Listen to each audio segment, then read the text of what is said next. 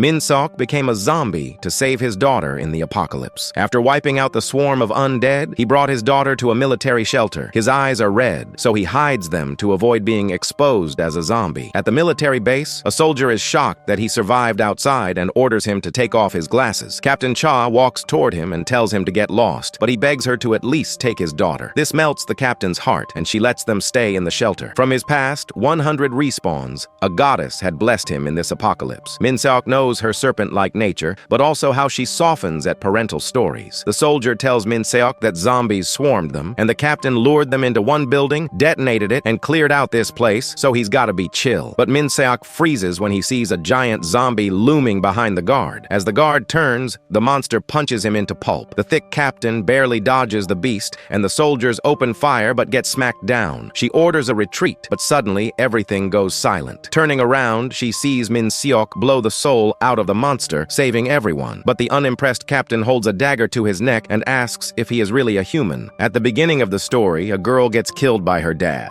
He's in tears because he's done this not once, but 99 times. But then he pulls himself together, realizing he has one last chance to save her. He promises himself that this time, he won't mess things up. You might be wondering what's going on. Well, our main character is watching the news and sees that the world's basically gone to hell thanks to a full-on zombie apocalypse. Just then, his daughter walks in, asking what's up. That's when he gets the urgent feeling that he needs to figure out how to keep them both alive. As they venture into this wild apocalyptic world, he fails to save her from a horde of zombies, and they both get taken out. But suddenly he wakes up and sees the number 99 on his forehead. First thing he does, check if his daughter is okay. Without saying a word, he steps outside to find a safe spot. While she's arguing with him, a zombie attacks. He freaks out, dies again, and notices his count has dropped to 98 lives left, all for the sake of trying to save his daughter. This time, he fights off a bunch of zombies and tries to avoid other humans, but they still manage to capture both him and his daughter. He's relentless, smashing zombies with a baseball bat. Just when he finishes off the last one, he turns around and sees that his daughter has turned into a zombie. She reaches out for him, but he's devastated and shoots himself. When he comes back to life, he's crying. This time, his daughter senses something's off and asks the same question. He's calm now, hugs her tight, and promises that no matter how many times it takes, he'll keep her safe. He tells her to trust him. Eventually, he's holding her lifeless body, but manages to find shelter with some humans. He spends years there, figuring out if it's safe for his daughter. With this being his last shot, he plans to visit her grave and end it all. Waking up for what feels like the last time, he remembers all the mistakes he made over 40 years that caused her pain. Now he's determined to ensure Dami survives no matter what. As he opens the door to their place, a crowd of zombies is already waiting outside. He thinks about something he never wanted to face because it frightened him. As the zombies charge, Dami tells him to close the door. Instead, he pushes her behind him, steps outside, and locks the door. Dami bolts to the door, crying and wondering what her dad has just done, while zombies start clawing at him. But the pain of losing his child hits harder than anything else. He remembers his sweet Dami and reassures her from the other side not to cry. As he starts to fade away, something inside him lights up when he thinks of her. Suddenly, he feels this burst of strength and begins taking down zombies left and right. Even after getting bitten, he fights back, ripping a zombie's head off with his teeth. He punches another one hard in the gut and slams it down. The zombies just keep coming, but he's out there like a warrior. Just one fierce look from him makes them back off. Meanwhile, Dami is calming down inside the house. The door swings open, letting in a ray of hope. The sight of her dad standing there, looking like a total beast, makes her heart race. He tells Dami that even if he's not human anymore, he's still going to protect her from becoming one of them.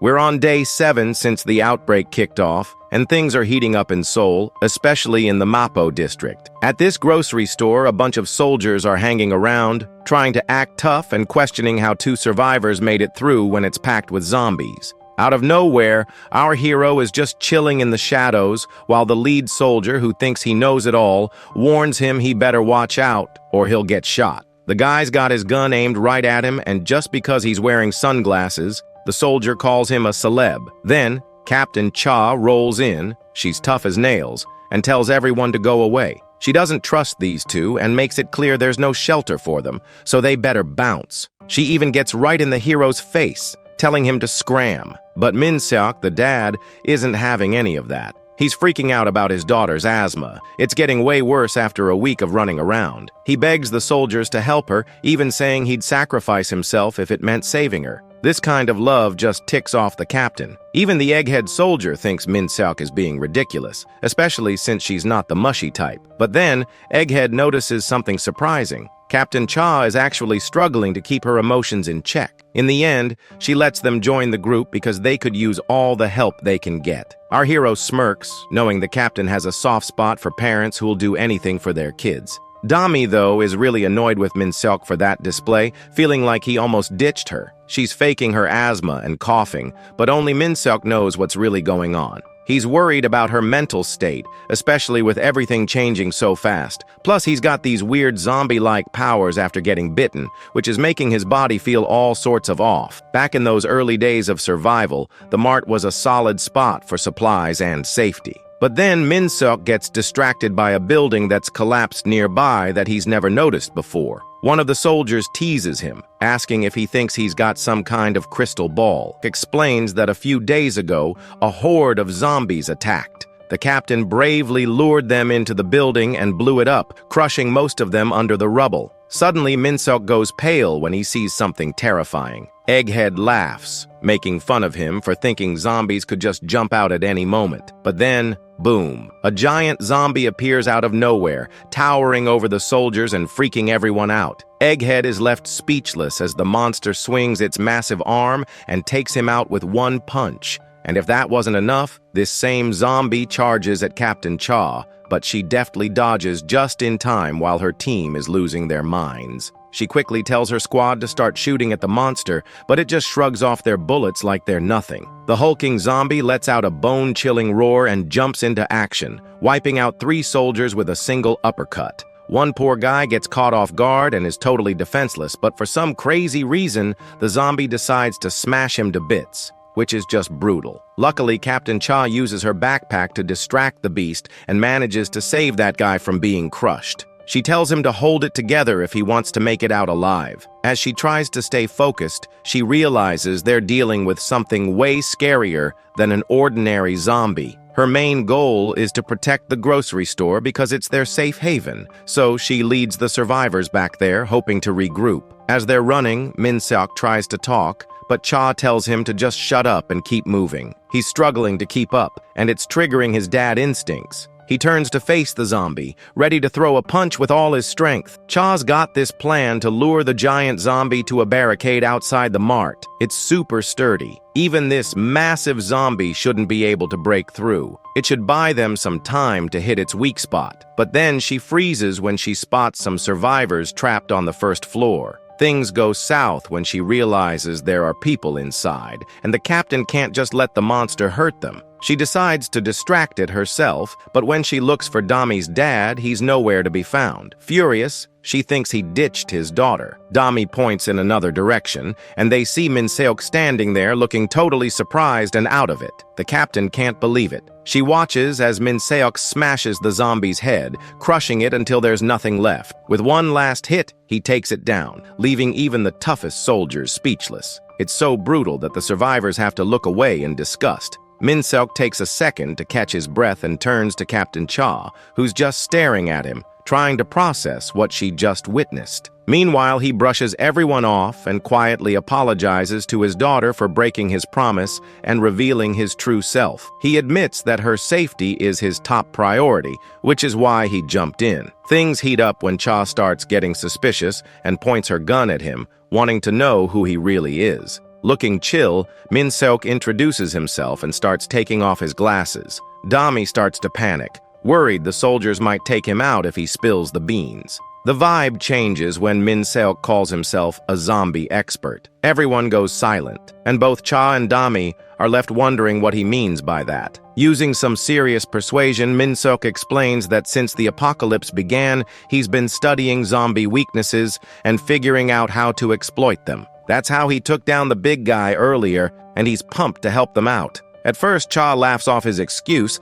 but then she snaps, pressing a knife to his throat to show she's not convinced. When Dami tries to jump in, Cha shuts her down, pointing out that this so-called ordinary guy managed to crush a zombie that bullets couldn't even touch. What freaks her out more are his dark red eyes. She gets right up in his face, demanding to know if he's even human anymore. Honestly, she's so close, it looks like she might kiss him. Min-seok coolly brushes off her claims, pointing out that the zombie was already pretty messed up from the bullets. Noticing she's confused, he explains that this was an eater-class zombie. Basically, when a bunch of zombies mash together into one tough creature. They're really tough because of that, but they've got a major weakness, the neck. While he talks, Min-seok thinks to himself that he's not lying. Sure, a regular punch wouldn't have taken it down, but that's not really his problem. When she mentions his red eyes, he just casually says it's some genetic thing that makes them low on melanin. He adds that he has to cover them up because people always stare, just like the captain is doing now. With her questions settled, he flips it around and asks if she still thinks he's a zombie.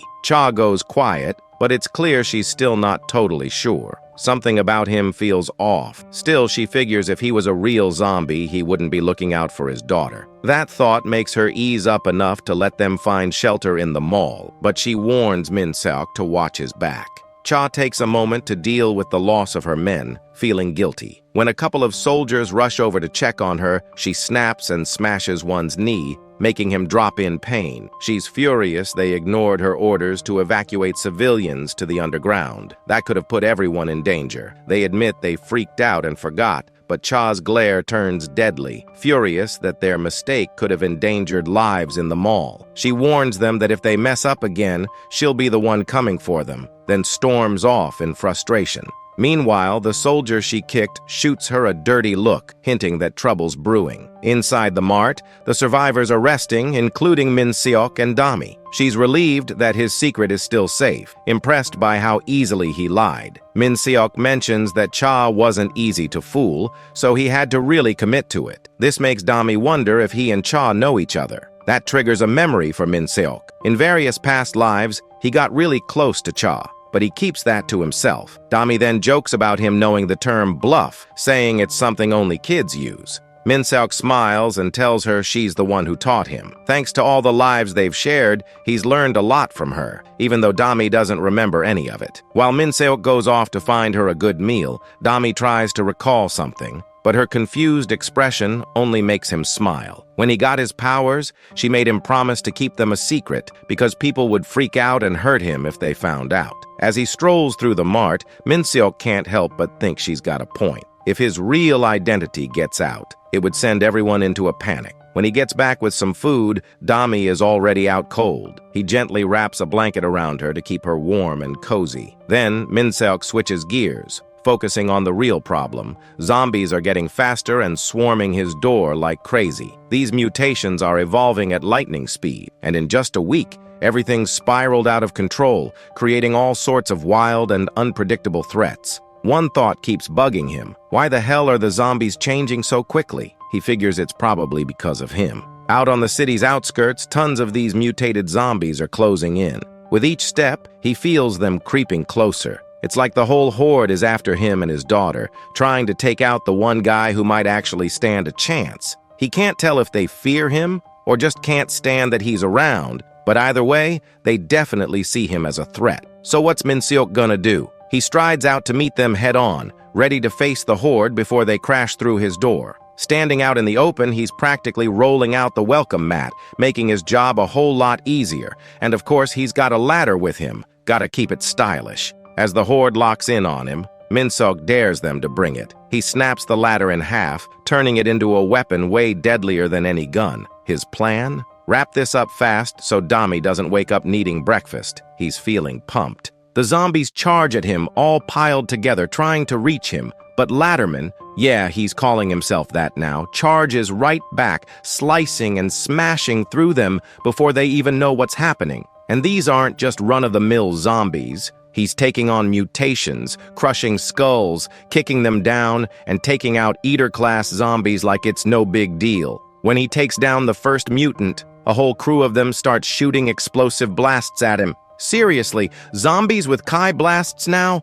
But Latterman doesn't even flinch. He jumps high into the air, crashing back down with a shockwave that wipes out the whole group in one go. Then he pulls out his trusty axes, cutting through the horde even faster. Time flies as he unleashes his rage. A six-armed, ugly mutant tries to block him, but Minseok stomps its face into the ground like Gojo Satoru, then neatly chops off its head with a powerful swing. Meanwhile, Dami is still fast asleep, totally clueless about the chaos outside. When she finally wakes up and stretches, she sees her dad, the same guy who just took down 100 zombies, back in the house before she notices anything's wrong. He's already whipped up breakfast, shaping it into a heart because he knows she must be famished. She smiles and digs in happily. On the other side, in the captain's office, her crew is reporting some serious noise from past midnight. When they checked it out, they were shocked to find every last zombie gone. Cha slams her hands on the table, demanding to know how the heck this happened. One nervous soldier admits it sounds insane, but somehow,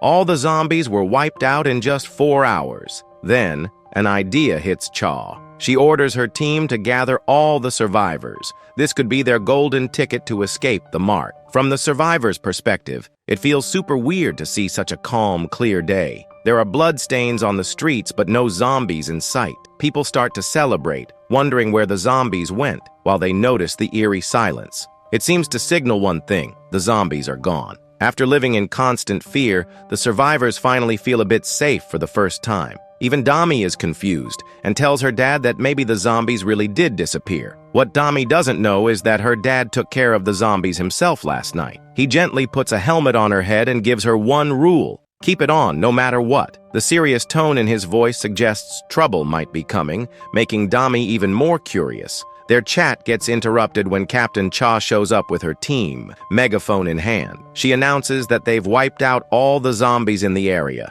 The survivors cheer, feeling relieved and safe at last. But that excitement quickly fades. After sharing the good news, Cha surprises everyone by ordering an immediate evacuation. The survivors protest, saying there's no point in leaving now that the zombies are gone. Then Cha drops some new info. 3 days ago, they lost contact with the 2nd Mechanized Infantry Brigade, a top-notch group that made it through the chaos in Gyeonggi. This brigade had armored vehicles and plenty of firepower to protect civilians. Even though Cha tries to bring a bit of hope, her announcement sends everyone into a panic. They're not keen on risking their lives based on a radio call they can't even verify. Voices start rising with complaints, and while Cha tries to keep her cool, she reassures them that she knows someone from the brigade. His name is the Blue Hawk, a top soldier leading the unit. Rumor has it, his back is so ripped it looks like it has its own fan club. But while Cha totally trusts him, the survivors aren't convinced because they have no reason to believe in some random stranger. The crowd starts getting restless, and Cha struggles to keep control. She warns them that they won't survive another zombie attack, but people are holding on to their false hope, thinking the zombies won't come back. Then one guy snaps and accuses Cha of being reckless,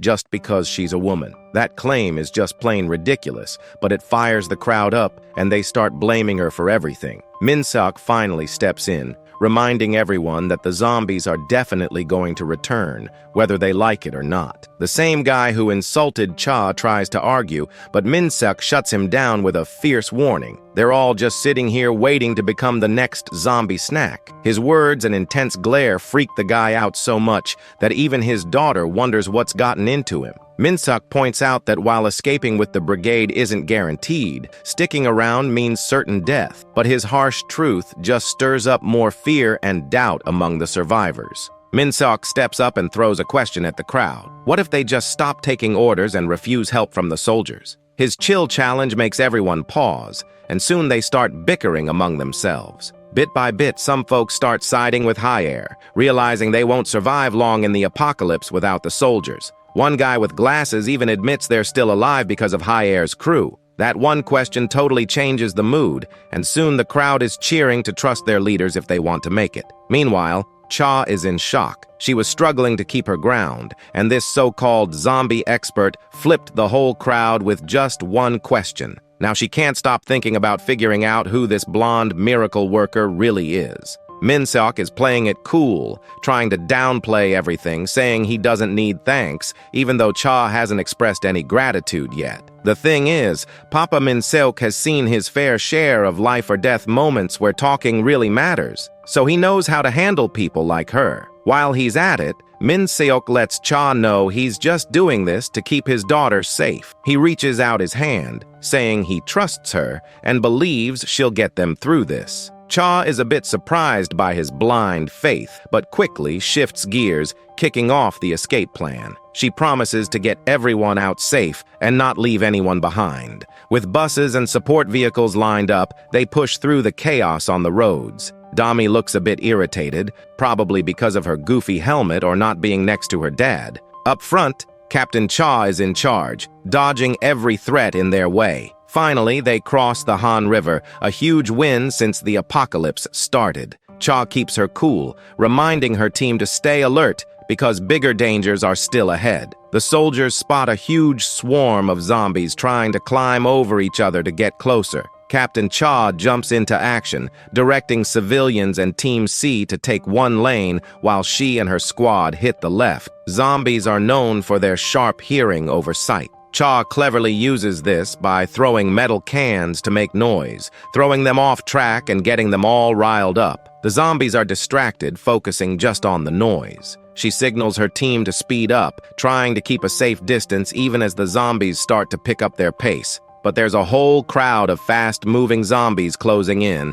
making it tough to maintain that gap. Captain Cha quickly spots a collapsed bridge ahead and orders her team to head straight for it. Here's where their second big weakness shows up. No matter how wild they act, zombies only care about chasing humans. Cha capitalizes on this by ordering her team to whip the vehicle around for a super sharp turn just before they hit the edge of the broken bridge. The zombies can't stop in time and end up crashing into each other and tumbling over the edge, while Cha's team takes back control and clears out any zombies lingering around. However, the horde isn't completely wiped out. Plenty of zombies are still hanging around. This leads to their third major weak spot. Their backs are super vulnerable. So, it's all about going for the rear. That's exactly what happens when Min Seok rolls in with a huge road roller, smashing them from behind and grinding them to dust. The road roller turns into a total zombie squashing machine, flattening them like pizza dough. Some zombies are so clueless that they just walk right into it,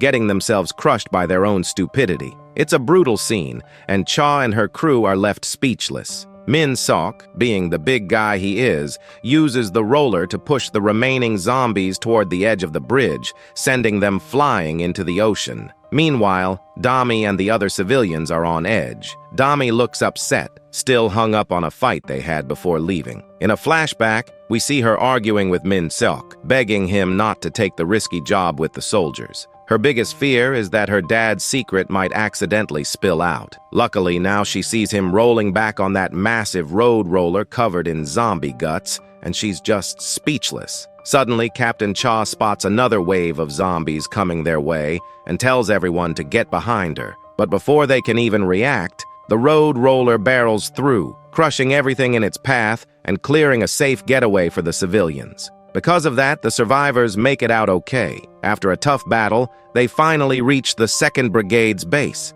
This brigade isn't just any unit. In every loop the protagonist has experienced, this group always held out the longest. Getting here is a big deal and a key stop before they hit their ultimate goal, the safe haven in Daejeon. Making it in just 8 days is pretty impressive. Still, Min Seok's dad instincts kick in. He knows he can't let success get to his head, or history will just repeat itself. He can't lose Dami again. The thought of it makes him feel powerless. So he plans to stick to the same route he took in his past lives, trying to keep everything under control. To him, this is where the real struggle starts. But for now, he's soaking in a lot of praise for saving everyone. Even though the soldiers found the road roller, none of them had a clue how to drive it. Watching Min Seok handle it like a pro makes them think he must have worked in construction or something. He just laughs it off, saying he picked up the skill to boost his chances of survival. In the end, they made it through without losing anyone, and Captain Cha is genuinely thankful. She thanks him directly, but Min-seok can't resist teasing her about another compliment. She just shoots back with a quick "shut up," which makes for a pretty funny moment. Their moment gets interrupted when Sergeant Lee from the 2nd Infantry Brigade shows up, saluting Captain Cha with some respect. He mentions they were expecting her, which throws her off guard. The sergeant adds that Colonel Cha had told them someone like her would be coming. That surprises her until he jokes that the colonel said they should be ready for a stubborn female officer, and her team erupts in laughter. Cha's not amused at all. She quickly fires back, asking where Colonel Cha is, and they tell her he's at the rear gate dealing with a sudden zombie sighting. This catches her totally off guard, especially since she knows the colonel went out with his squad to handle it. The sergeant tries to reassure her, but his nervous grin and shifty eyes say a lot more. The truth is, the colonel decided to go at it alone instead of taking his squad. That's just how tough he is. At the rear gate, soldiers are up in the tower, counting down to see how quickly he can wipe out the zombies. They're cheering him on as he takes them out in just 35 minutes. This guy prefers swinging axes over using guns, convinced that an axe is the best weapon for dealing with zombies. He loves pushing himself, getting a thrill from every swing that sends zombie heads flying. Meet the Blue Hawk, a decorated hero and the big boss of the 2nd Infantry Brigade, Cha Pung-ho. Even with all his medals, his reckless style freaks out his men. They're practically begging him to use a gun next time, because if he ever turns into a zombie, they know the world's in real trouble. Pung just laughs it off, confident he's too good for those slow, dumb zombies. He claims he knows all their moves and pokes fun at his soldiers, calling them dead weight, which they can't help but agree with, even if it stings. After he wipes out the horde solo, Pung starts to feel the aches that come with getting older. Honestly, killing zombies every day is starting to feel boring without a real challenge. But things get interesting again when an eater-class zombie suddenly reappears, grinning at him. It lunges at him like a creepy sleep paralysis demon, but just before it gets close, Min-seok rolls in and crushes it under a road roller, turning it into a mushy mess. The soldiers are speechless, while Colonel Pung goes into high alert. Earlier, he was bragging about sensing a zombie's strength, but now, every step Min-seok takes feels like something terrifying is closing in. It's like he's staring down the toughest zombie he's ever seen. Min-seok casually introduces himself, acting all laid back and even mentioning his journey with Captain Cha, which just confuses Pung more. He just wants to help, but the Blue Hawk feels this heavy dread coming from him, and that makes him launch a full-on attack. He swings his axe with all his might, targeting Min-seok. Soldiers can't believe their eyes, as Colonel Pung seems to be going after an ordinary guy. But then, to everyone's shock, Min-seok catches the axe with one hand, stopping that massive swing like it's nothing, something no normal person should be able to pull off. Min-seok's presence rattles the colonel so much that he quickly calls for a red alert, insisting the guy in front of him isn't human but a monster. Min-seok realizes this guy isn't as easily fooled as the others. He calmly calls Pung by name and then crushes the axe with a single punch, turning it into splinters. He makes it clear he's not going anywhere, and first on his to-do list is showing he's not a threat. At the same time, Min-seok knows he can't just talk his way in. If he really wants to convince the colonel, he'll have to do it through the one thing Pung respects the most: combat. Seeing Min-seok get ready for a fight, the colonel's lips curl into a faint smile, recognizing the challenge he's been waiting for. Without a second thought, the colonel drops his gear, ready to throw down. The Blue Hawk has taken on all kinds of wild stuff, but he didn't expect Min-seok to be so into fighting right off the bat. Locking onto Min-seok, the colonel launches himself like a missile, eager to discover what makes this guy so strong. Meanwhile, the soldiers are following orders, triggering code red all over the base. The sudden alarm has Cha demanding answers, but the soldiers just keep quiet, focused on their tasks. Then, out of nowhere, Captain Gawk shows up. Before Cha can say a word, he shoves a gun in her face, testing her patience. Captain Gawk is on high alert, convinced that the monster who attacked their leader is connected to Cha, since he called her out by name. To him, that's enough to see her as a potential threat, too. Cha is confused by the term monster until the soldiers drop Min-seok's full name, Ryu Min-seok, after he introduces himself. Still, nobody at the base seems to recognize him, except for the folks who came with him. Among them, Dami is practically shaking with worry for her dad's safety. Back at the fight, Min-seok is demolishing everything like he's straight out of a comic book. One punch obliterates an entire wall, leaving the colonel dodging in shock. It's clear this guy's power is off the charts. The Blue Hawk finds it almost amusing that Min-seok insists he's just an ordinary guy. As the colonel kicks, Min-seok's superhuman reflexes easily block it. In a blink, he zips behind the colonel, moving faster than anyone can track.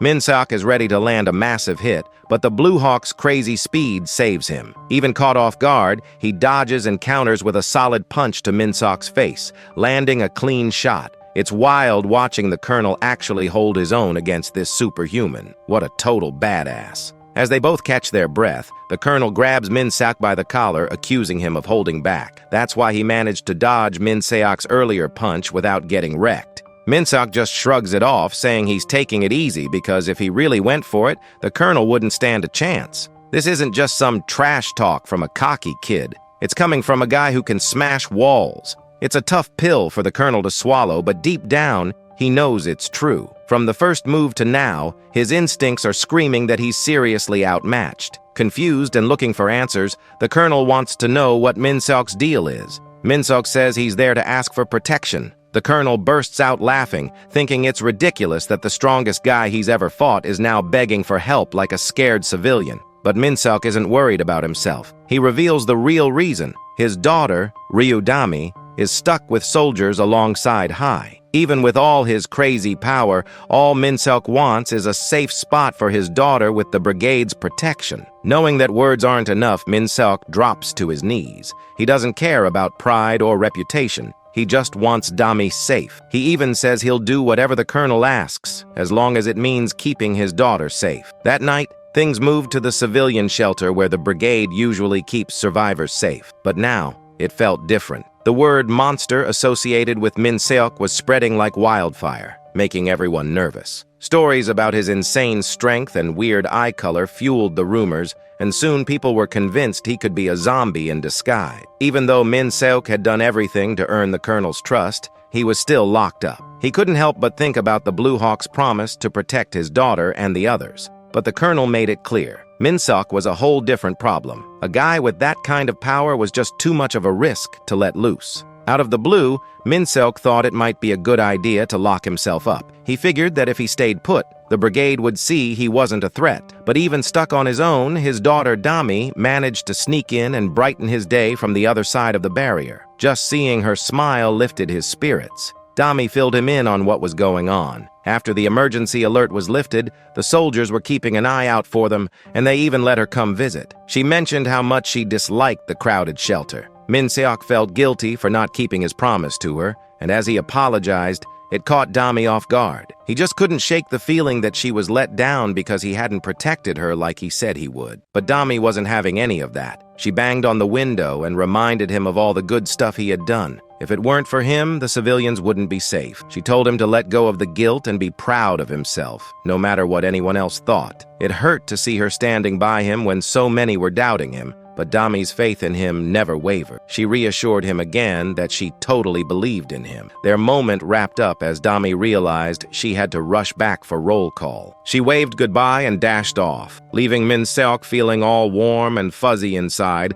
just from seeing her, even while he was stuck. Reality hit hard when Dami walked away, and she couldn't hold back her tears. She was trying to be strong in front of her dad, but it was tough. Min-seok felt just as bad. Even though they had a sweet moment, they were both hurting from being apart. Things started turning around when Sergeant Lee stopped by Min-seok's cell to let him know the colonel wanted to see him. In the next scene, the Blue Hawk pointed to a spot on the map where they thought some survivors were still holding on. They had just received a signal confirming it, but along with that signal came some weird, unknown frequency. There was no time to waste. This mission needed a tight, efficient team. The colonel had put together an elite duo, just him and Min-seok. It was obvious they were about to tackle the zombies with their two-man operation. But the colonel had one more thing in mind. He wanted to see if Min-seok had what it took to do whatever for his daughter. As soon as Min-seok heard those words, he casually snapped his chains like a superhero, showing that he could have broken out whenever he wanted, but held off just for his daughter's sake. He asked when they were heading out, and the colonel smiled, saying they were leaving right away. In the final shot, The two of them radiated an intense vibe, making it clear that the zombies at Goopaball Station were in for a serious challenge. And just like that, the Goopaball Station rescue operation kicked off. We roll into a station that looks like a total mess. Everything just left behind. In one corner, a little kid was chattering away in her mom's arms. Some other survivors are hiding in the shadows. As the kid makes noise, the survivors become increasingly annoyed. An old lady shushes them, but nobody's paying attention to why the baby's crying. Out of nowhere, the mom's eyes narrow as she spots someone creeping around in the wreckage of the station. A spooky, grinning zombie pops out from the shadows right inside the place. Outside, the undead are going wild, tearing everything up. Then, a bright light suddenly shines on one of their faces, and a big truck comes barreling through, smashing them to bits. Behind the wheel is the Colonel, our hero. He's pumped, bragging that his truck is way better than Minseok's roller. They sped toward the station. The Colonel lays out the situation, saying there are two big problems. First, the entrance to the station is totally collapsed, and the subway tracks are blocked. Second, there's some unknown creature stuck inside with the survivors. With no time to waste, the plan is to get in through a vent and quickly save the survivors. But then, our hero pipes up and tells the Colonel he's totally against the plan, catching him off guard. He warns that it'll end up just like all the other failed missions because the Colonel has never brought anyone back alive. Just then, we see the kid's mom snap awake, looking really tense. She realizes they're all hanging upside down, stuck in a weird web. She starts to freak out, wondering what's going on and where her baby is. As she falls down with the other survivors, she cries out, asking where her little girl is. Meanwhile, one dude is still hanging up there. He shouts at them to help him untie. Then he notices a granny right beside him, watching him. He wonders what she is planning to do. Just then, the granny unveils her zombie appearance and bites off his head. Everyone on the ground just freezes. This dude falls to the ground and stands, but he completely turns into a zombie too. Everyone panics as it attacks them. The rest of the survivors start to run for their lives. They don't know where the zombies came from. The mom's still yelling for her daughter when she suddenly hears a baby crying from the basement. Without hesitating, she changes direction. A young boy tries to shout a warning about the blocked entrance. His dad tells him to keep running, but because they stopped for a moment, the zombies jump on them. Meanwhile, the mommy keeps running towards the sound, but just as she reaches there, she is devastated. It is a giant creature, devouring a human head. It has 4 limbs with a pathetically giant baby body. It roars and then grabs the helpless lady. She couldn't believe that her daughter had turned into such a dreadful monster. The monster weeps as it uncontrollably opens its jaws to kill her. She can only hope it's her nightmare, but just then, fire lights up in that area, followed by a massive boom. The zombie cries out, and surprisingly, the woman slips away from its grip. Our hero is cruising through the station,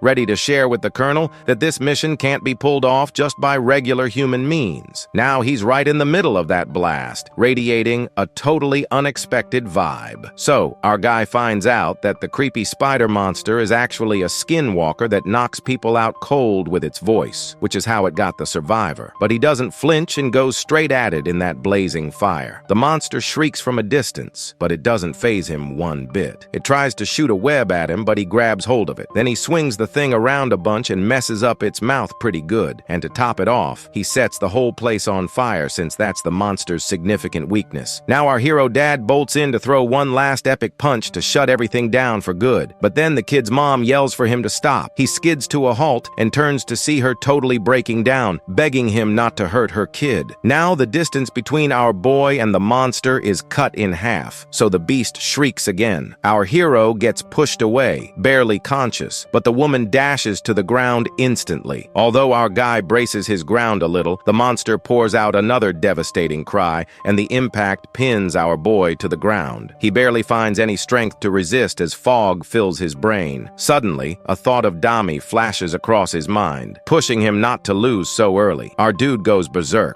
He lifts his head high and smacks it on the floor, shattering it. He keeps on pounding his head until the fog clears out. The monster shrieks again, but this time, a soul soul-ripping lower cut ends things for good. My boy just blows off the face of the beast with sheer arm strength. While the monster continues blabbing and crying, he puts his knee on its face to shut its mimicking mouth that has fooled the kid's mommy. After putting this pathetic beast to the flames, it finally starts to cry out. Our hero gasps that from now on, the only thing that will come out of its mouth with a menacing tone is a scream. Just then, the monster screams hard, but our hero rips apart its jaws and finally kills it. Meanwhile, on the other side, zombies struggle through a door while the few survivors are pushing from the other side. They are all panicking because if the monster somehow breaches the door, they are all dead men. One dude feels that the monsters are quite eccentric, as they don't make any noise and their expressions are so bizarre. But others suggest he cut the crap and focus on sealing the door. Just then, they all smell fire smoke and wonder where it is coming from. They start to cough hard in this closed room. One guy is almost shitting his pants, fearing they are all dead in a few seconds. They tell him to shut his mouth if he just has unlucky shit to say. Just then, a young dude asks his father if he also feels that the movements from the other side of the door have stopped. Everyone is stunned and silent. As they stand over the door, it suddenly breaks. He shouts to get down, but the young boy's father is shocked, seeing the aftermath. He asks who it is, but little do they know it's Min Seok, who casually walks in carrying the unconscious lady after killing every single zombie in this station. You might be curious why Min Seok hasn't really brought the gutsy colonel into the mix at all. Well, he's clearing out the whole area from any zombie trouble, and the plan is for our hero to handle the rescue operation inside the station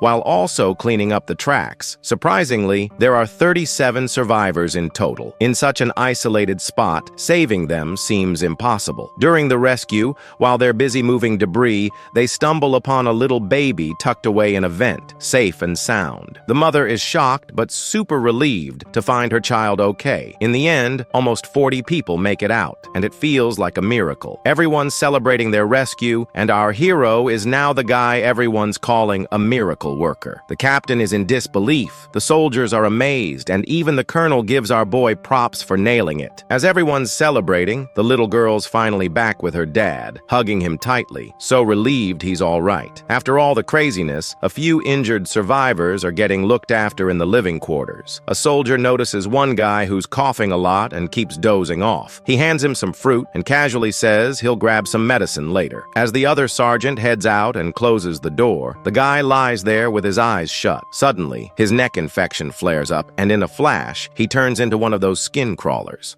The brigade is buzzing, everyone celebrating with the rescue team. The colonel's laughing loud, slapping our hero on the back. He says he always knew the guy had something in him, just never thought he'd pull it off this well. He suggests they party all night but keep it chill. Too much booze and the ones who didn't make it might feel like crap. Then he raises his drink to the bottles and the stars, a toast to the fallen, and clinks glasses with our hero for the ones who managed to get out of this nightmare alive. But our hero doesn't say anything. He just sits there for a beat, then asks the colonel why he never asked. Back when everyone thought the plan was doomed and he looked like a monster, why didn't the colonel want to know what was going on with him? The colonel just shrugs, says he already knows. He doesn't care about the details. What matters is that the guy was dead set on saving people. That's all he ever needed to see. Our hero smiles, tells him he hasn't changed at all. The colonel frowns, but the hero waves it off. Then the colonel asks why he's still hanging around anyway. His goal was Daejeon. He could have been there by now. Our hero says he's got some unfinished business with the brigade. He hesitates, thinking about how every time he gets impatient, every time he rushes things, he ends up losing his daughter. The colonel nods like he gets it. The hero asks how he could possibly know that, and the colonel just says he can tell. A child's the most important thing in the world, he says, but also the hardest thing to deal with. The hero mutters that he hasn't seen Captain Cha lately. The colonel shifts uncomfortably, but before he can answer, Dami walks up. She says she's more tired than usual and wants to head in first. Her dad gets up to go with her. It's dark out, and they should stick together. The colonel watches them walk off, eyes cold. He can't believe the guy can still smile like a dad after everything. His face tightens. He decides he can't let Min Seok leave. Anger twists his features as he thinks this might be his shot at putting Pung Ho's plan back in motion. He turns to Captain Cha, asking if he brought the beer, but Cha's pale, sweating buckets. He stands stammers that something's seriously wrong. Cut back to the hero walking with his daughter. His head's full of the Colonel's words, that a child is the most precious thing in the world, but also the hardest to handle. He asks Dami if she ever gets scared. Even when he looked different, she stuck with him. Wasn't she afraid at all? Her answer hits like a punch. She says she's scared every single day. Scared her dad might kill her too. She says she's done pretending to be the perfect daughter. Then, staring him dead in the eye, she asks where her real dad is, before turning away and calling him a monster. The hero feels a wave of dread crash over him. Then she shakes him, asking what's going on in his head. He forces a smile and says it's nothing. She laughs a little, but then starts coughing hard. He asks if she's okay. She admits it won't stop. He tells her to grab a jacket and go inside. He'll get some medicine. Suddenly, everything spins. He calls her name and bolts toward her faster than he realizes. She freezes, scared, arms up like she's bracing for a hit. His fist shoots into the air, then slowly opens. Inside his palm is a squashed zombie mosquito. Before either of them can even breathe, a deafening alarm rips through the night.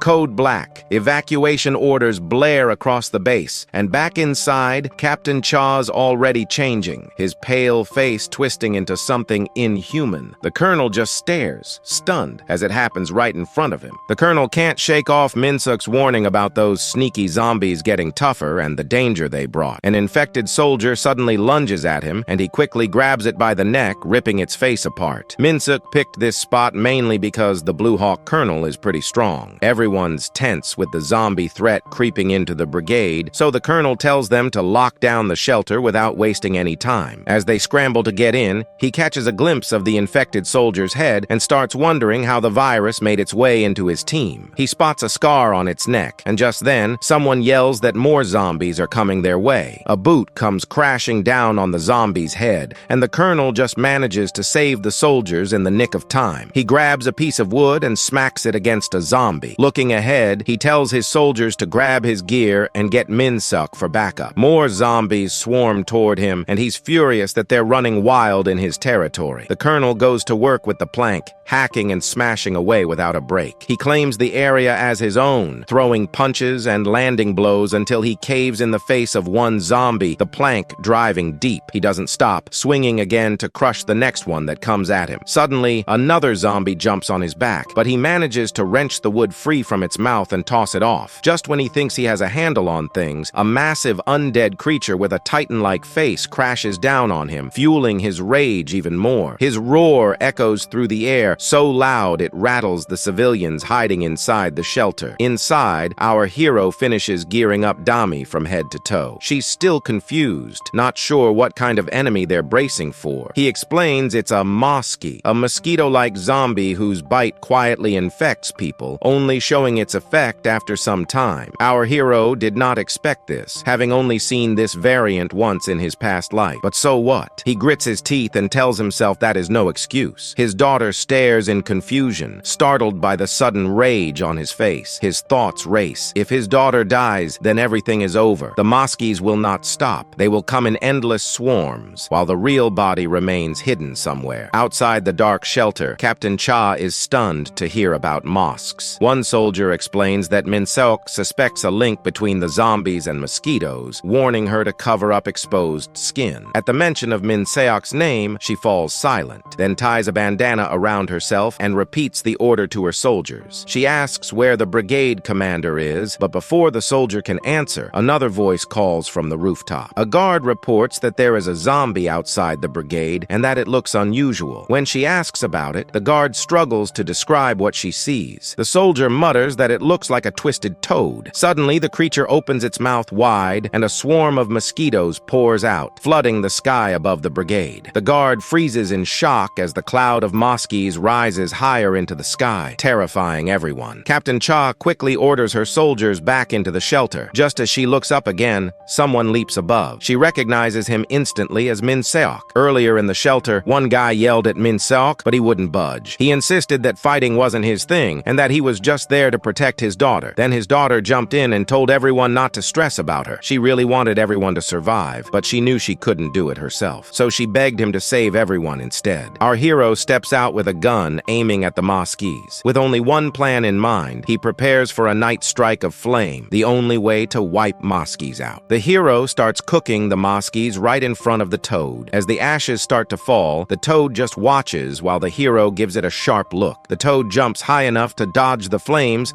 which makes the hero grit his teeth, but he doesn't let it get away. He leaps after it. Just as he lands, Captain Cha rolls her jeep right underneath him, catching him off guard. He's surprised, but she quickly asks if he knows how to take out the toad. He hesitates for a moment, but then admits that he does. While they race after the toad, she says it's good because they'll tackle the undead first. She's got questions stacked up like crazy, and if Min-seok tries to pull any more tricks, she's not letting him off the hook this time. The hero just watches her for a bit before plopping down and letting her get started on cooking. Then we switch to this valley where there's a spooky cave entrance. A little toad hops in and suddenly it's screaming. Out of nowhere, a faint red glow starts to show, and we see it's this crazy five-eyed zombie creature called a slider. It's not just any zombie. This thing can replicate and spawn more of its kind like it's no big deal. One panicked toad leaps towards the cave because the main body of it is a slider, which usually hides in the darkest places, like caves, making it hard to track down.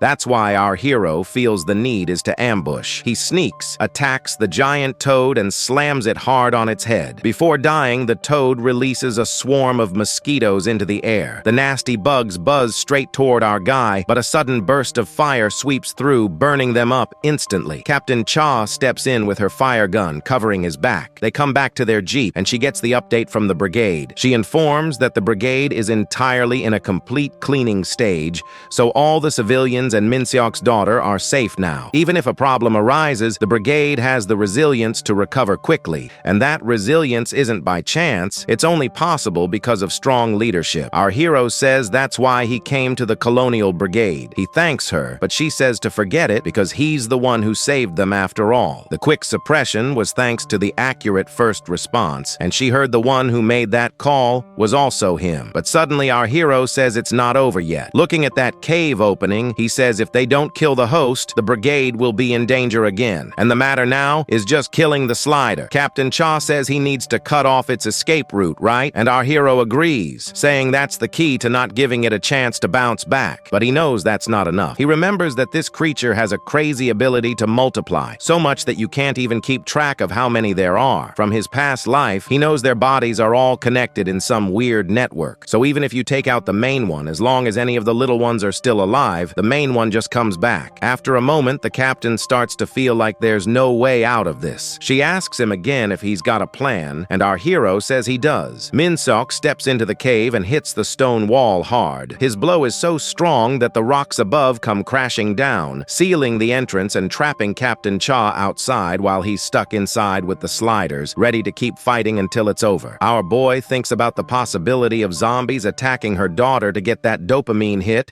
and says that killing this slider all at once. His rage is far too hot for that. So he turns on fighting the slider, and its cry even echoes outside the cave. Captain Cha is really confused by Min-seok's wild behavior. She remembers the colonel mentioning that Min-seok isn't just important for their brigade. He's supposed to be the answer for all of humanity. Suddenly, a soldier starts talking through the walkie-talkie. She replies, but there's no response. She tries again, but it's just dead silence. The next day starts, and while the sun shines bright, a bloody hand shows up from the cave rubble. Min-seok shows up after 18 hours, locked with a slider. The slider respawned a staggering 7 million entities, and every one of those entities was annihilated by a single transcendent. Every bone in his body was shattered during the fight, but then he began to realign, his muscles knitting back together as he rose to his feet, radiating an indescribable aura. Back at the brigade, Captain Cha is shocked to see the commander. The commander is casually munching on snacks, looking a bit puzzled by Captain Cha's annoyed face. She's been trying to get someone on the radio for ages with no luck. Out of the blue, the commander bursts out laughing, and her expression turns pale. He remembers that just yesterday she was fuming because he brushed her off, but now she seems genuinely worried he might kick the bucket. A soldier quickly fills her in that the commander took out all the zombies without any gear and got everyone to safety. The commander admits he's feeling a bit hurt, which is a new one for him, while Captain Cha can't help but think that it's silly to worry about such an old tough guy. He then reminds her not to talk to her superior that way, and suddenly asks why she's on her own. He wants to know where Min-seok is and if she managed to deal with that toad-like zombie. As she remembers him saying Min-seok was humanity's hero yesterday, she starts to get it when she looks at Min-seok, covered in blood, staring straight at her. Days pass by, and while kicking back with a cold drink, Captain Cha feels feels thankful to Minsok for these chill, safe times. She glances down and spots the commander chatting with him, thinking it's a good moment to jump in. As she quietly listens, she catches the commander asking Minsok why he and his daughter need to leave that night. The commander sounds worried, saying they shouldn't rush to another city, especially if something worse than a slider pops up. It'll just mess everything up. He suggests that our boy should stick around until they're stronger. But Minsok shoots back, asking why he should care. He adds that whether these people live or die doesn't concern him at all. That definitely gets Captain Cha riled up. She storms out, demanding to know what he means by that. Minsok doesn't hold back, saying the only thing that matters to him is his daughter, and he couldn't care less about anything else. Furious, Captain Cha turns away and leaves. Later on, our hero admits that every time he takes the early A-Mart route, something weird always goes down. After hanging out between life and death for so long, Captain Cha starts to feel some kind of connection with him. But before it gets too serious, he thinks he should put some distance between them to keep her safe. When he spills the beans to the commander tells him to watch out. He says there's no need to push her away so hard and questions if our hero really thinks the next city will be monster-free. He even suggests they join forces to create a solid shelter for everyone. Minsok realizes it's a tempting offer. Together they could build some strong defenses, but he knows time isn't on their side. In his past life, the slider showed up after 10 years, but now it's come back in just 10 days. If other top-tier zombies appear that quickly, the place will fall apart before they can get ready. So he makes it clear. Tonight, he and his daughter are heading out to Daejeon. Then there's a shift to this creepy creature stalking the city. It's got these nasty, infected floral bits and is prowling with a bunch of zombies moving in one direction. From a distance, our hero is speeding toward them in his roller. The creature lets out a horrific cry, but before it can react, a shot blasts it apart. He thinks back to the proposal he made to the commander, which is why the commander's out there fighting alongside him now. Their vehicles roar as they charge into the horde, unloading ammo and taking out zombies left and right. He remembers telling the commander that every survivor dreams of the perfect shelter, and he wonders if the commander feels the same way. The commander just gives him a thumbs up. Glancing at his daughter, who looks safe and happy in the vehicle, he steels himself. As he drives straight into the horde, he knows one thing for sure. Whether the city stands or falls, he and his daughter are going to see it with their own eyes. For the Daejeon expedition, the troops are close to the bridge and it's pouring rain. Suddenly, a giant mutant slug jumps out of the river just as lightning strikes. It screams loudly, and Commander Cha freaks out when he sees this terrifying creature on his tablet. Our hero tells him it's called a viscus, an elite zombie-like slug. The drone is capturing every move. Our hero warns that this thing is basically a floating poison bomb. The commander asks what they should do since they're short on time and need to cross the bridge to get to Daejeon. Minsok chimes in, saying the creature's called nocturnal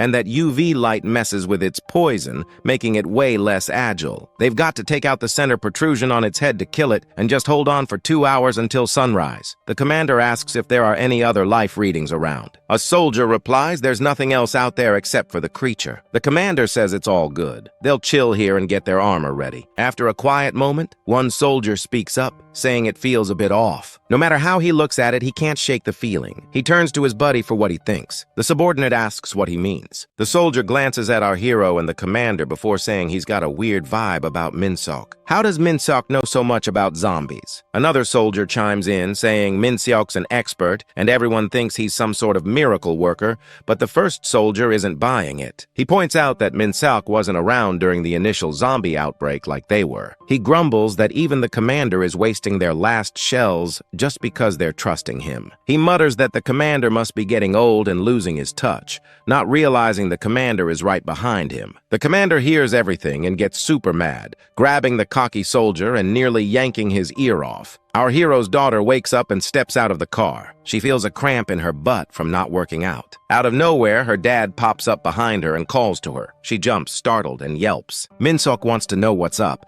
acting like he didn't do it on purpose. He offers her some snacks, but she tells him to quit messing with her since she's still getting used to his new face. Minsok apologizes, saying he doesn't feel like her dad anymore either. She rolls her eyes, clearly annoyed, and he can sense her frustration. He tries to reword what he just said, but only ends up sounding just as awkward and feeling stupid in front of her. He's held back a question for a while, scared of what she might say. Why would she still think of him as her dad after he turned into a monster? Dami points to her eyes, saying they're the same. He asks about his red eyes, and while munching on snacks, she tells him that ever since their mom left when she was 7, his eyes have always looked at her like she's some pitiful thing. It always made her mad to see that look. She carries on, talking about how 2 weeks ago the door swung open and someone stumbled in, all covered in blood. Her dad remembers that moment. Dami mentions how she saw his eyes that day, warmer than anyone else's, and she smiles, saying those eyes are hers, belonging only to her dad. The next day,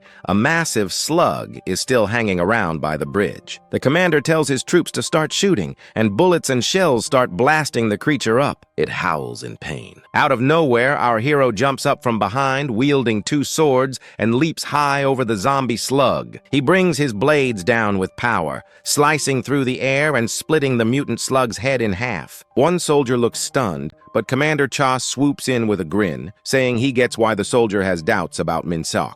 But then he asks if the soldier still thinks it's just a matter of believing or not. After a single hit from our hero, the giant slug collapses, dead. He stands on its lifeless face, while Commander Cha tells the soldier that in this mess, the only choice is to believe in Min Seok. He makes it clear that there's no other option. Our hero reflects on how, in his 99th life, it took 378 days to reach Daejeon. But in his 100th and last life after the outbreak, it only took 14 days. After all the trouble, everybody is amazed that they finally made it. Let's rewind to the 3rd day of the zombie outbreak. Daejeon felt like a zombie graveyard. Team Alpha successfully eliminated the last zombie in the city and declared the target extermination complete. At the Daejeon headquarters, the commander and the staff were pumped, celebrating that they'd finally held the defense line. One soldier reported that the troops sent to other cities had mainly been wiped out or lost contact. The only town still holding strong was Daejeon. The commander asked if there were any updates from V. The reply was that after V's last transmission and Argo holding the line, there hadn't been any word since. Frustration hit the commander hard. The outbreak was spreading too fast and was all over the place. It was challenging to devise a plan for something this ambitious. He couldn't shake the feeling that this might spell the end for South Korea. In just 3 days, not only the survivors but also the defense forces were struggling to stay on top of things in their city. He expected more from his Blue Hawk unit. Then, a team member chimed in over the radio. "This is Alpha, expanding the mission area to the Dunsan district, requesting approval." The commander took a second, then nodded and replied, "Complete the mission at all costs." Alpha, the masked guy, says, "Copy. His name's Ji-woo, and the commander is counting on him because he's the toughest fighter left." Ji-woo's Blue Hawk team has taken out numerous zombies, and because of them, the city is still standing. But suddenly, a weird creature shows up, perched on a tower and grabbing everyone's attention. It appears to have been modeled after Larry Wheels. No doubt about it, he's a zombie,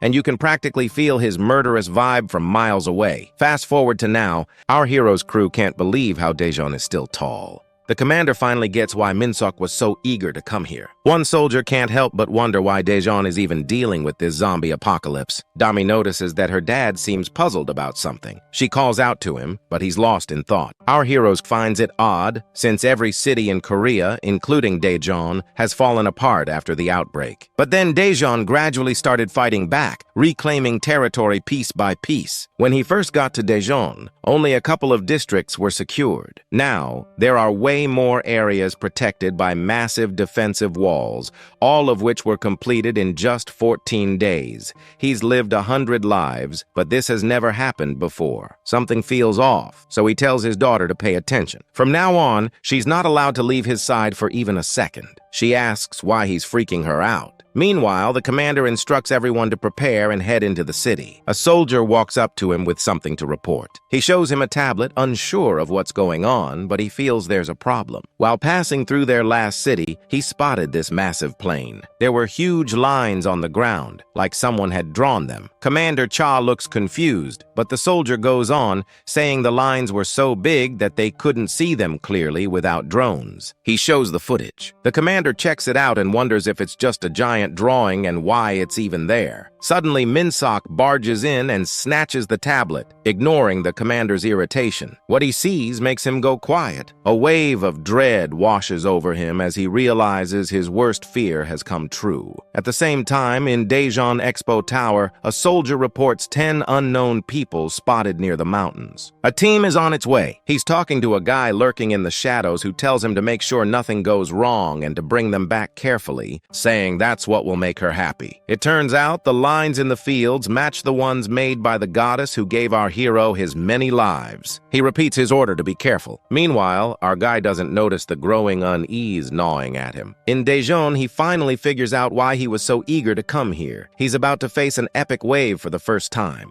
2 weeks earlier, people had watched the zombie outbreak almost like it was some weird concert. Quiet, numb, and helpless, like candles waiting for the storm to blow them out. They'd already lost too much. Family, friends, even their will to smile. Then someone appeared in front of them, Baek Do-hyun. The moment he stepped up onto the stage with that bold, confident energy, the crowd seemed to wake up. It was Baek, the mayor of Daejeon, and just his presence alone lifted the mood. He spoke to the people, telling them they were facing a crisis unlike anything before, but they had survived this far for a reason. The crowd responded with loud cheers, feeding his fire. He reminded them that survival wasn't luck. They were the last spark of hope left in this land. Some people even started crying, realizing they were still alive because of him. Their voices grew louder as they chanted his name. Baek then made a serious vow. He would protect the city until the very end and wouldn't let that final flame die out. As the crowd roared and his name echoed through the night, our hero and his team stood off to the side, just watching everything unfold. Captain Cha leaned over and asked our boy if this was the Daejeon he'd talked about. Our boy shook his head. Nope, this was the first time he'd seen anything like this, or a man like Baek. In his past lives, the Blue Hawk unit had been the heart of Daejeon's revival, but now they were just lackeys, and one important person was missing, the Blue Hawk unit leader, Shin Ji-woo. Our boy frowned, wondering where Ji-woo was, what had changed, and who exactly this Baek-hyun really was. Then Baek turned back to the crowd and raised his voice. He said there was something to celebrate today. The goddess had sent new arrivals to the city. He pointed toward our boy and the others, and the whole crowd erupted in cheers to welcome them. Before the crowd can even process Baek's speech, a massive explosion suddenly goes off behind the stage. Smoke floods the area, and our hero and his team start coughing, covering their mouths. Our boy instantly checks on his daughter, then narrows his eyes. This wasn't a random blast. Someone just tossed a smoke grenade, but who? His question barely forms before things take a dark turn. Through the haze, a figure steps up behind Baek, presses a gun to his head, and without a second's hesitation pulls the trigger. The gunshot cracks through the chaos and Baek drops like a stone. The crowd erupts in panicked screams. The mayor has just been assassinated by someone from Alpha Team. His teammates tackle the shooter to the ground, shouting in shock, but then they get a good look at him and freeze. It's Shin Ji-woo. Our boy is floored. Ji-woo? Why would he do this? Shin struggles against the soldiers, yelling at the crowd that it's all over. He begs them to open their eyes, to stop believing Baek's lies. But then the impossible happens. Baek slowly stands back up, blood running down his face, and spreads his arms wide like nothing happened. The square falls into stunned silence. A girl gasps. He's alive! Shin's face twists in anger. He calls Baek a monster. Baek just laughs, sounding almost joyful, and calls it a blessed day. He turns the situation on its head, pointing at Shin and branding him a vile demon who tried to kill him. Guards rush in and drag Shin away as Baek orders his immediate execution. The crowd flips in an instant. They swallow Baek's words whole and start screaming for Shin's death, calling him a filthy demon traitor. Baek raises his hand, and the whole place goes dead silent at once. He starts preaching, claiming that the reason he could rise from death was because of their faith. He calls them the citizens of the miracle city, and the crowd loses it, cheering and crying like they're in some revival meeting. One girl even yells that the goddess of Gyeoryong has descended into their hearts. Baek keeps going, talking about rekindling the dying flame and spreading their shining history to all mankind. People break down in tears, completely swept up by his words, while Baek shouts to the skies, calling Daejeon the miracle city. His voice booms like a fanatic preacher's. Captain Cha and our boy just stand there, stunned into silence. Neither of them can believe what they're witnessing.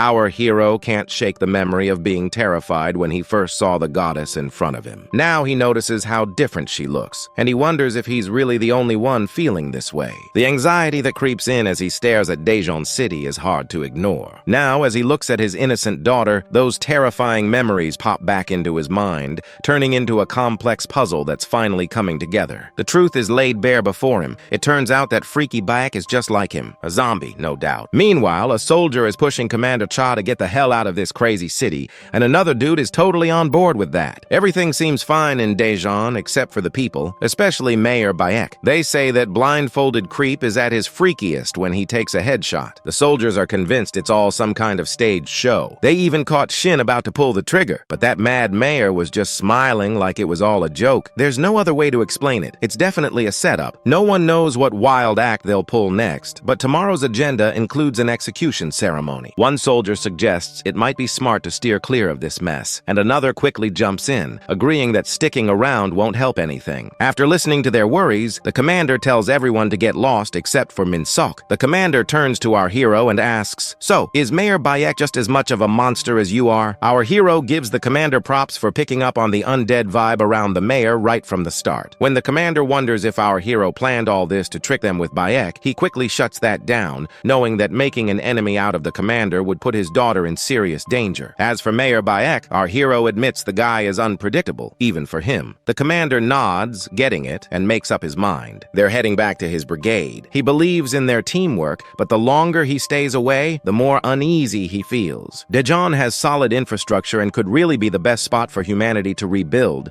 but as long as it's under the control of crazies like the mayor, that dream seems impossible. Getting involved could just stir up trouble, so they decide it's best to head back, and even Min-seok is on board with that. The scene then shifts to two guards keeping watch outside the mayor's office. Our guy walks up to the guards and introduces himself, asking to see the mayor. The guards remember he just got there yesterday and inform him that the mayor isn't meeting with locals. Undeterred, he insists they pass on a message, and before long he finds himself in front of the mayor. The mayor wants to know what he needs. Our guy throws it back at him, suggesting that the mayor must have heard the scoop, which is why he got in. He recalls telling Commander Cha that they'd only leave for the brigade if the mayor let them go without any hassle. Since this place is basically a huge cult and getting out will be tough when the fanatics really ramp up. He can't shake the memory of being executed once and knows that if it happens again, anyone could be in danger, even his daughter. Min-seok is determined to find out if the mayor is really as bad as people say. Convinced that the guy's reaction will give him away, Commander Cha isn't following along, so Min-seok just spells it out. He'll reveal his true identity to the mayor by tomorrow morning. When the moment arrives, he boldly claims he's also chosen by the goddess, just like the mayor. The mayor goes quiet for a moment, then asks if Min-seok is saying he's like Beck, a proxy. With his crimson eyes, Min-seok nods. The mayor keeps his composure at first, but then suddenly lunges, smashing Min-seok's head against the table. Furious, he demands to know who would dare compare themselves to him,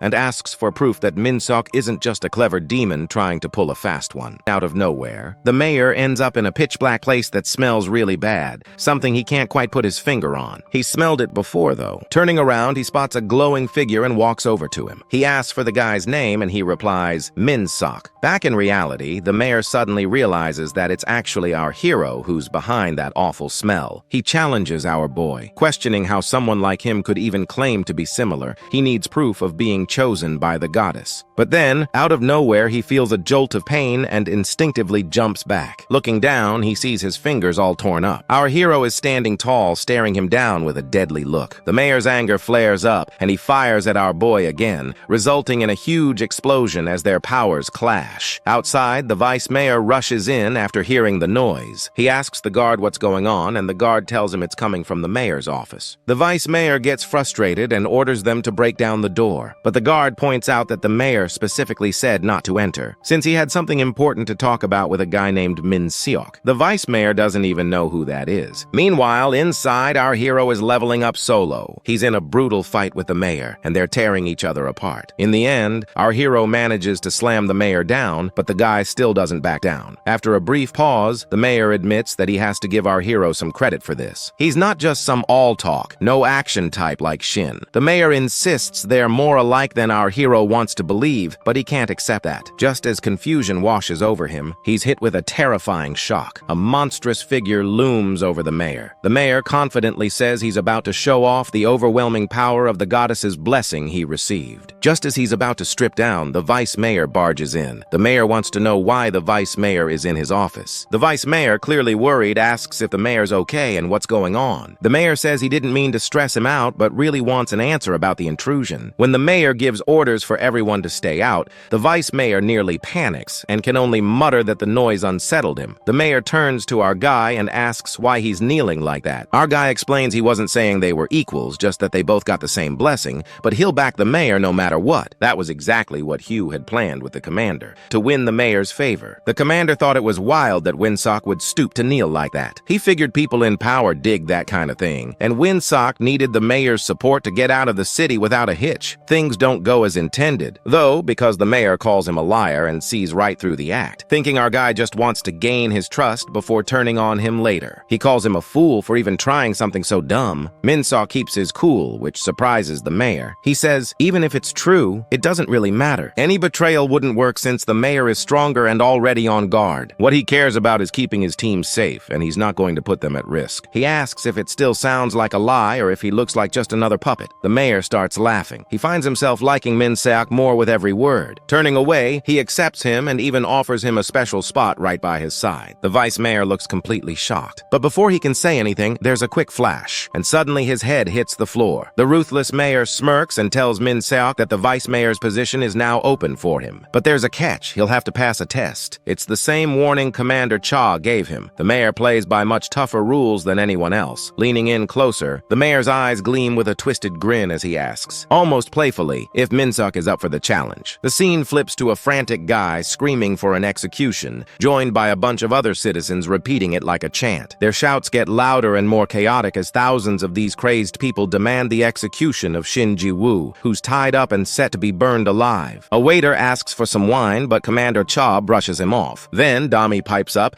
asking where her dad is and why no one is answering her. The commander ignores her and tells his soldiers to take Dami back. She argues, saying something's happened to her father, but they drag her away while the commander's expression shows he's troubled. It's obvious they're hiding something big. A moment later, the mayor raises his hand to kick off the execution ceremony, and the wild crowd in Daejeon follows along. The mayor Beck drops a bombshell. Shin Ji-woo allegedly killed the deputy mayor during a botched prison break. People freak out at this nasty lie. The mayor gets emotional, saying he couldn't protect their candidate, but reveals a new candidate sent by their goddess to punish the demon Shin. He points upward, revealing the new guy's name, Ryu Min-seok. Our hero steps in wearing a different outfit. Previously, the mayor had told Min-seok about the ritual to burn Shin Ji-woo. Usually, he handles these rituals himself, but this time he's handing it over to our hero, promising that if Min-seok goes through with it, he'll accept him. Watching the crowd lose their minds, Commander Cha remembers he almost backed out when Min-seok told him about burning Shin during the ritual, but our hero stopped him from leaving, which made the commander angry. Still, our hero warned that while the mayor's in charge, no one could leave Daejeon City alive, even though it's mainly his fault they're in this mess. He's determined to do whatever it takes to save everyone, including his daughter, even if it means burning someone alive. Back to the present. Our guy slips firewood under Shin Ji-woo. The wood lights up, and Shin screams as the flames start to scorch his skin. The crazy crowd cheers as the fire engulfs him. Suddenly, the wood breaks, and Shin falls deeper into the flames, still screaming. Our hero watches quietly until the mayor appears above him, places a hand on his head, and declares that from now on he'll be his puppet in the goddess's name. After a moment, our hero smirks and agrees. Mayor Baek turns to the crowd, introducing our hero as the new deputy mayor, and they go wild as the fire blazes hotter, sealing Shin's fate. The soldiers take our hero to his new office, and just as he closes the door, Commander Cha's crew is already waiting. He takes off his mask, and surprise, it's actually Shin Ji-woo. How did this happen? He greets Commander Cha, who looks genuinely impressed this time. Earlier, our hero told Cha he could lose his humanity for his daughter, but this time it was different. He laid out his plan, earn back the mayor's trust that night, and swap out Shin to save him. And that's exactly what went down. Walking out from the flames, our monster lead has a fierce aura, and no one even sees the twist coming. And hey, if you enjoyed the video, don't forget to hit that like button and subscribe to Zucker Manhwa for more epic recaps coming your way.